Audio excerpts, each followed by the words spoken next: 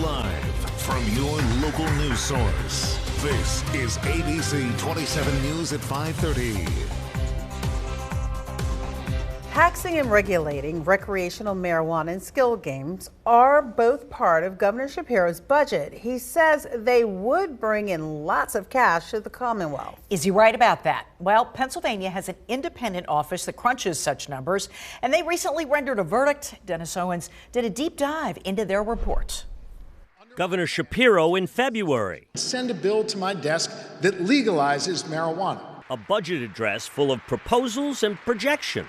Once fully implemented, would bring in more than $250 million in annual revenue. Turns out the governor's estimate on recreational pot isn't a pipe dream. Once it's fully phased in, we do think 250 to 300, a very plausible number. That's Matt Niddle, director of the Independent Fiscal Office, which released this report crunching the numbers on Shapiro's various proposals.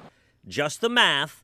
They leave the politics to the politicians. We don't come out and say whether the policy is good or bad or the pros and cons of the policy. We just try to stick to the numbers. Shapiro also wants those skills games that have popped up everywhere, taxed and regulated, potentially an even bigger payout than pot. Once it's fully phased in, we get a number of about $430 million per annum. Shapiro proposed a 42% tax rate on skill machines, so that's what the IFO used, though likely to change. We thought there would be about 30,000 games, machines that would be taxed.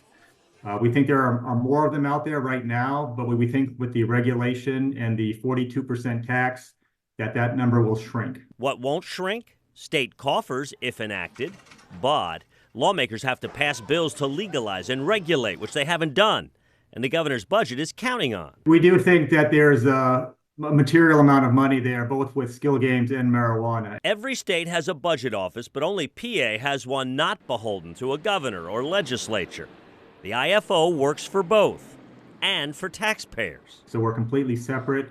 We're a line item in the budget, but technically we don't have a governing board that oversees us, so we are completely independent. Which is desperately needed in completely partisan times when even basic facts are judged through political prisms.